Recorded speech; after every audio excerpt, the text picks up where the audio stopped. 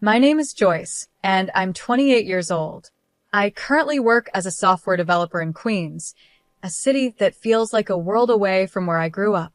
The journey to independence wasn't easy, but it all started with my escape from my mother's controlling grasp. To understand where I am now, it's important to know where I came from. I grew up in a small town near San Jose, living under the strict rule of my mother, Lauren. My childhood was far from the carefree experience most kids have. From the time I could remember, my mother controlled every part of my life. There was no such thing as pocket money, no sleepovers with friends, and definitely no room for disobedience. If I did something she didn't approve of, the punishment was harsh. Sometimes she would withhold dinner. Other times, she would take away the few things I loved. The freedom I saw other kids enjoying felt like something completely out of reach for me. Even though I did well in school, my mother was always there, pushing me toward the choices she thought were best for me. She even decided which college I would attend, insisting it was the perfect fit for my future, despite what I wanted. I dreamed of going to school in a lively city, but she insisted I attend a smaller college close to home. It felt like she would never let me out from under her control, no matter how much I wanted to break free. College, however, was where I first caught a glimpse of the freedom I craved. For the first time, I was able to make some decisions on my own. And after graduation, I grabbed the chance to move to Queens. I got a job at a well-known tech company, and for the first time in my life, I felt like I was living for myself. I found a small but cozy apartment not too far from downtown. It wasn't much, but it was mine, and that little space felt like a fortress of independence. Life in Queens was a refreshing change. I took delight in the simplest things: walking to work, choosing my own groceries, and deciding my own schedule. Those small freedoms meant the world to me after years of being under my mother's thumb. For the first few months, everything felt perfect. But then strange things started happening.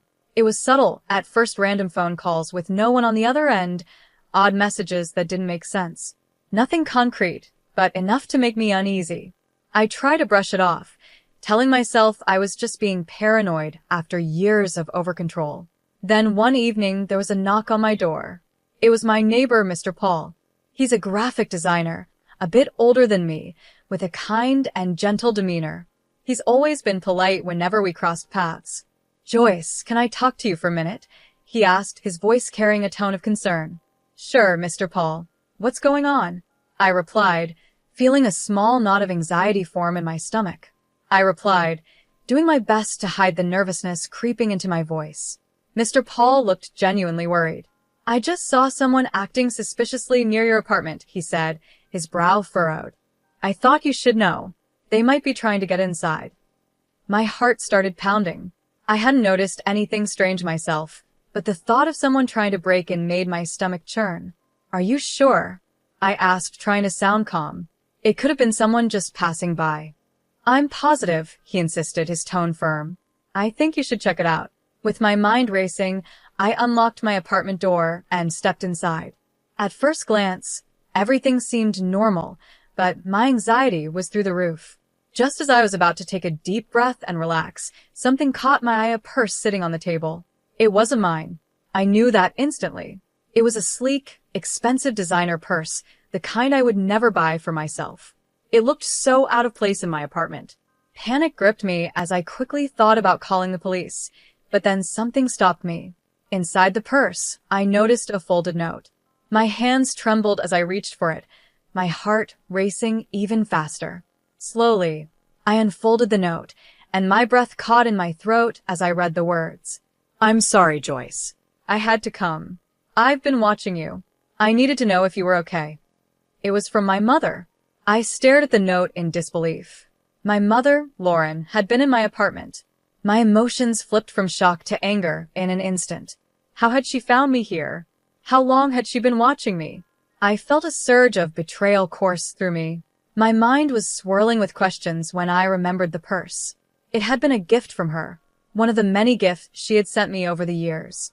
At the time, I hadn't thought much of it, but now it all made sense. She must have hidden a tracking device inside the purse. All this time, she had been monitoring my every move without my knowledge. I felt sick.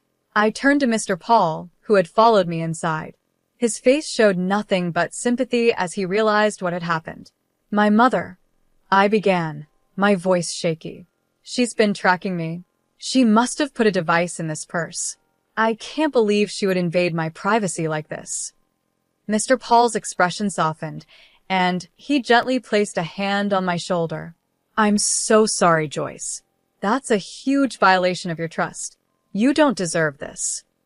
Tears welled up in my eyes, but I blinked them away. I need to confront her, I said, my voice gaining strength despite the turmoil I felt inside. She has no right to do this to me. In that moment, I knew I had to act quickly. This wasn't just a minor breach of trust. It was a pivotal moment. I had spent years trying to escape my mother's control, and now I was faced with the ultimate test. Would I let her continue to manipulate me, or would I finally stand up for myself and take full control of my life? A mixture of fear and determination filled me as I started making plans to confront her. I knew it wouldn't be easy. Facing my mother would be one of the hardest things I had ever done, but I had no choice. If I wanted to be truly free, I had to break away from her influence once and for all. The freedom I had worked so hard to build in Queens suddenly felt like it was slipping away, but I wasn't going to let that happen. This was my life now, and I needed to protect it. The discovery of the hidden tracking device had shaken me to my core, but it also strengthened my resolve. This was my chance to take control of my future, no more living in her shadow. With every passing moment, my anger and resolve grew stronger. I had escaped her once, and I was determined to do it again, this time for good. I couldn't believe Lauren had crossed such a line. My life in Queens was supposed to be my escape, my chance to finally breathe freely, far away from her overbearing control. But now, with her tracking me, it was clear that I was still tied to her in ways I hadn't even realized. Her presence felt like a cold shadow, reminding me that no matter how far I ran, she was always pulling the strings. The next day, I gathered all my courage and made my way to the address she had listed. She wasn't staying in some grand place, just a small, run-down apartment not far from where I had grown up. It wasn't luxurious, but it was enough for her. As I approached the door, my heart pounded in my chest. Every step felt heavy, burdened by years of frustration and pent-up anger. When I finally knocked, the silence that followed felt like an eternity. Then, after what seemed like forever, the door creaked open. "Joyce," she said softly, her voice carrying a mix of surprise and guilt. "I wasn't expecting you." I stepped inside, barely able to contain my anger. "You weren't expecting me?" I said, my voice sharp. "You've been tracking me with a hidden device, and now you're surprised?" Her face paled, and she shifted uncomfortably. "I just wanted to make sure you were safe," she stammered. "I didn't mean to invade my privacy." I cut her off, my voice trembling with fury. "You've been following my every move, Mom. This isn't about safety. This is about control. You've never let me live my own life." Her eyes filled with tears, but she remained defensive. "I've done it all for you," she insisted, her voice shaky. "I was just trying to keep you close, to help you." "Help me?" I nearly shouted, my frustration boiling over. "By suffocating me? By deciding everything for me?" I'm 28, Mom. I'm an adult. I need to live my own life.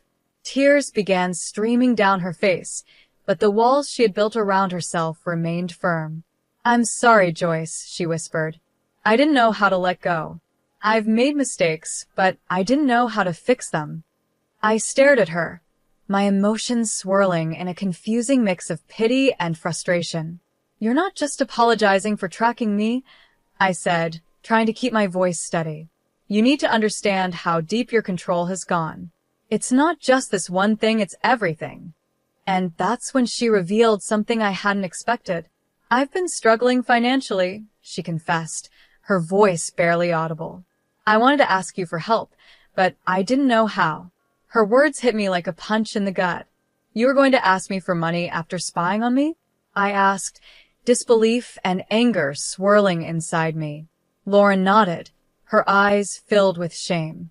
"I've been in debt," she admitted, her voice barely above a whisper. "I've spent more than I should have, and I thought maybe if I kept an eye on you, I could figure out a way to fix things."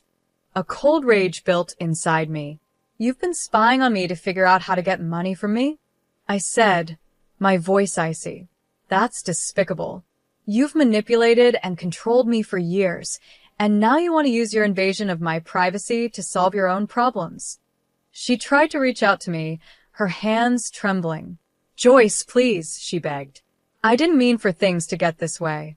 I took a step back, feeling the weight of everything crashing down on me. All the years of control, all the times she had made me feel small and powerless, it was all coming to a head now. I wanted to scream, to yell, to make her understand the damage she had done. But instead, all I could feel was a deep, aching sadness. "This isn't just about the money, Mom," I said quietly, my voice strained.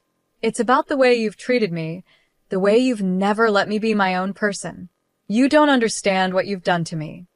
Lauren stood there, tears streaming down her face, but I could see that the defensive wall she had always kept up was starting to crumble.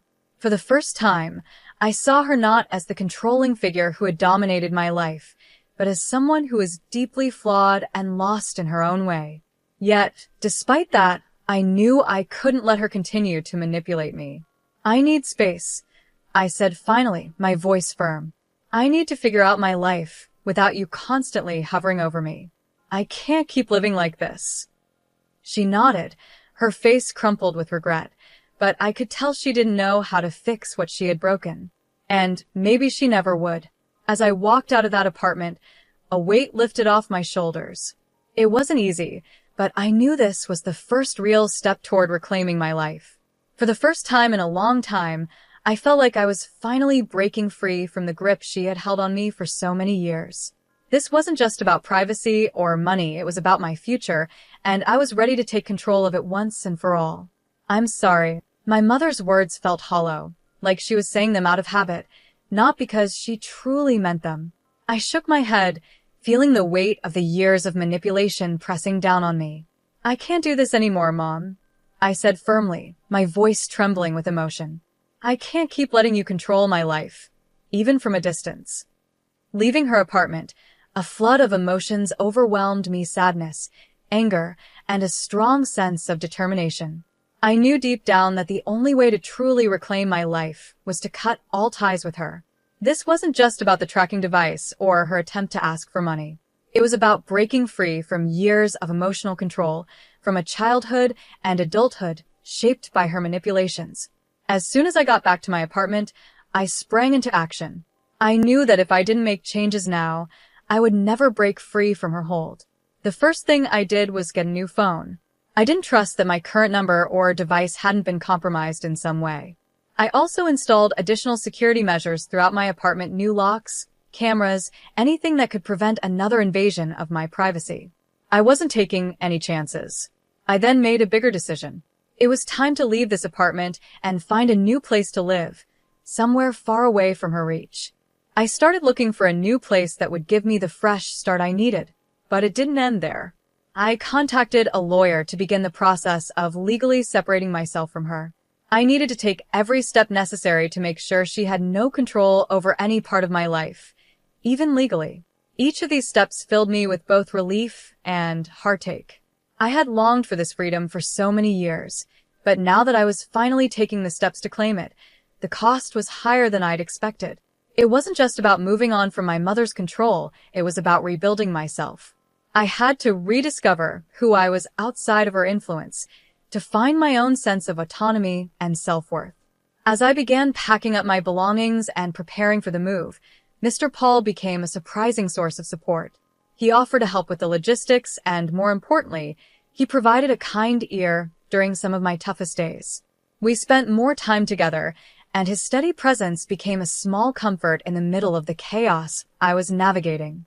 I hadn't expected to rely on him, but his kindness made everything a little more bearable. However, the battle was far from over.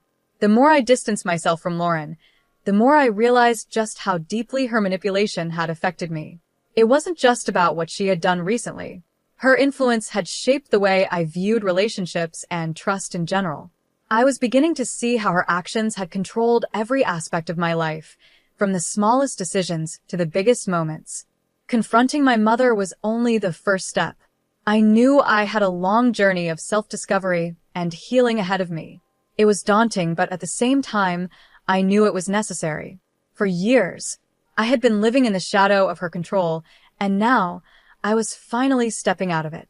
The struggle for my independence had only just begun, and I had to prepare myself for the challenges that lay ahead. In the days following my confrontation with Lauren, everything became a blur of activity and emotions. I finally moved into a new apartment, far from the small town near San Jose, where I had spent my childhood.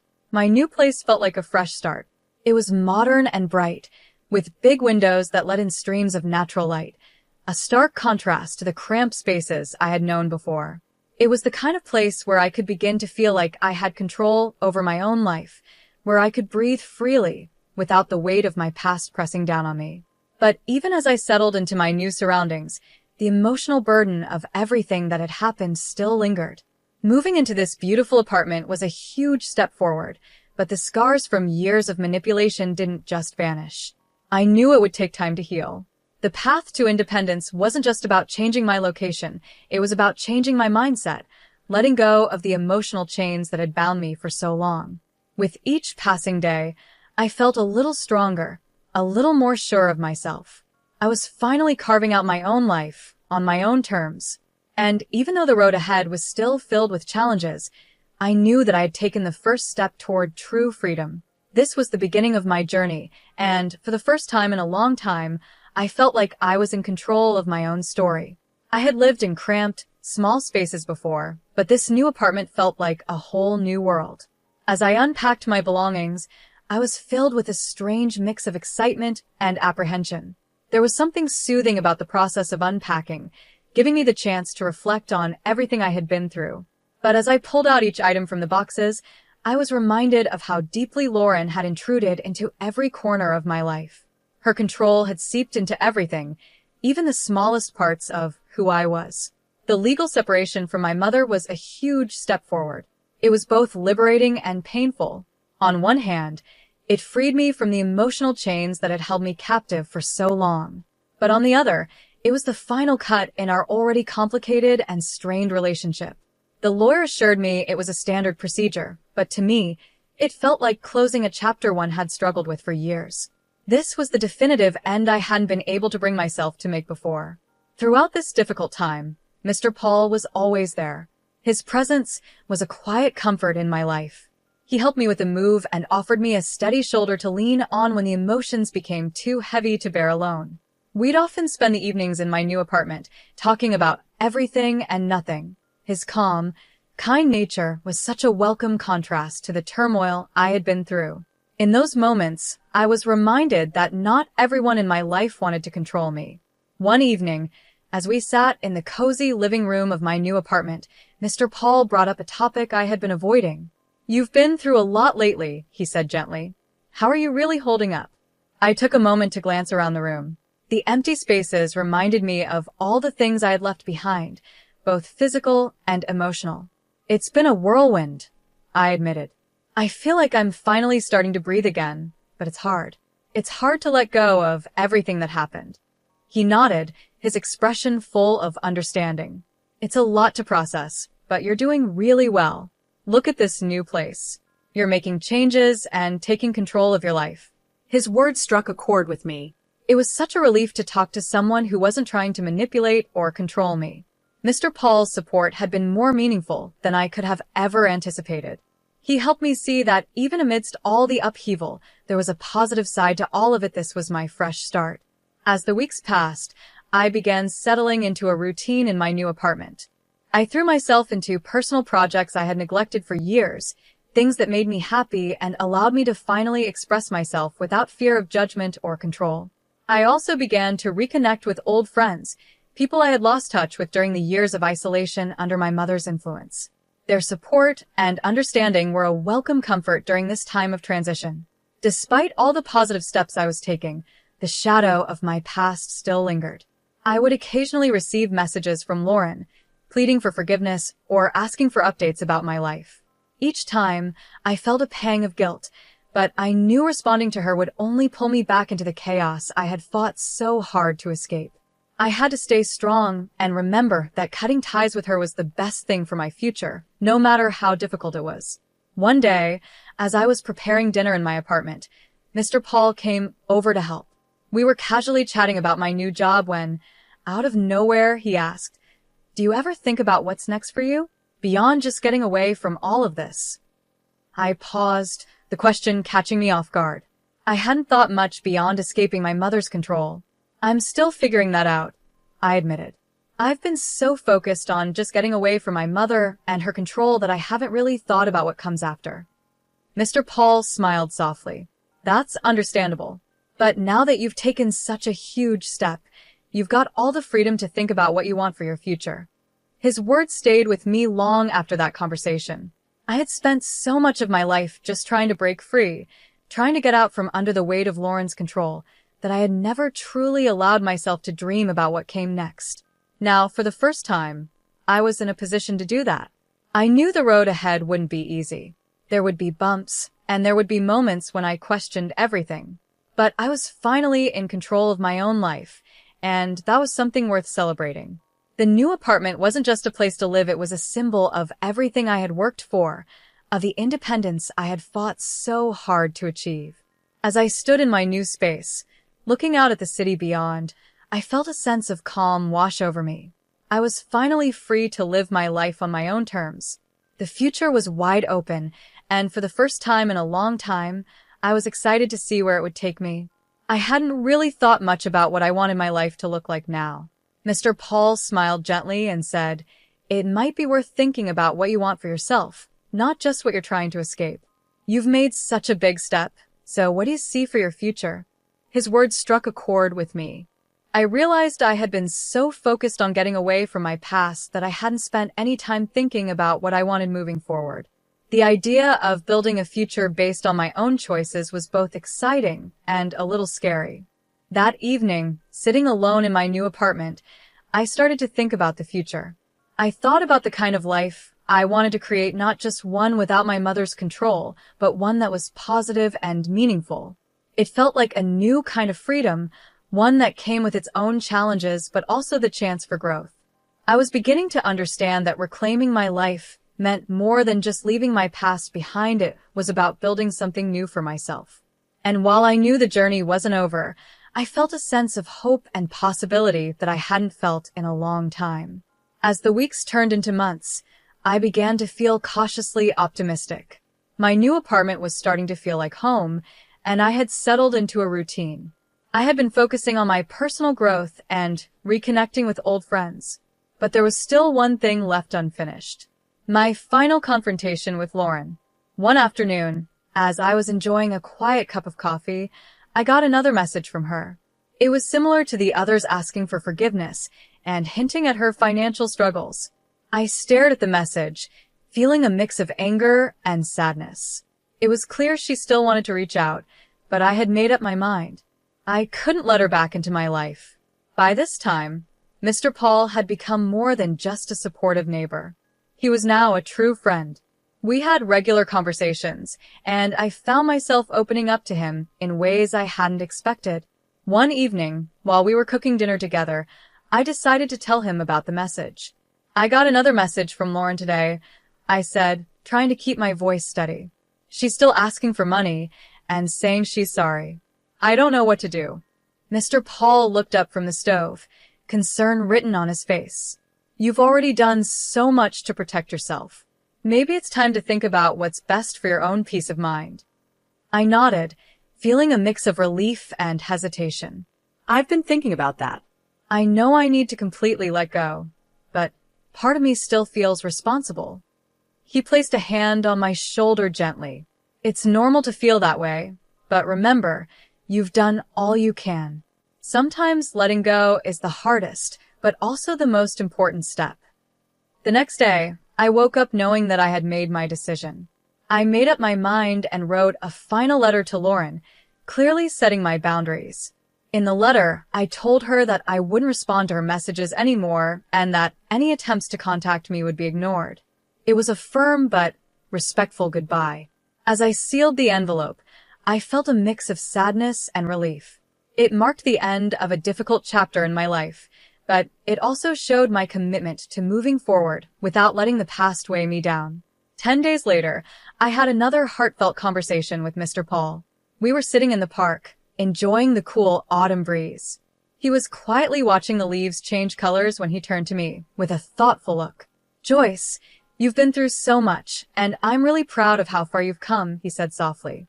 "But I've also noticed something else. There's a light in you now that wasn't there before. You seem more at peace." I smiled, feeling a warmth inside that I hadn't felt in a long time. "Thank you. It's been a long journey, but I think I'm finally starting to find my way. I'm learning to focus on what I want, not just what I've been running from." Mr. Paul smiled back, his eyes full of kindness. "It's wonderful to see you like this. And I'm here for you, whatever you need." His words stayed with me long after we said goodbye. I felt a new sense of hope and determination.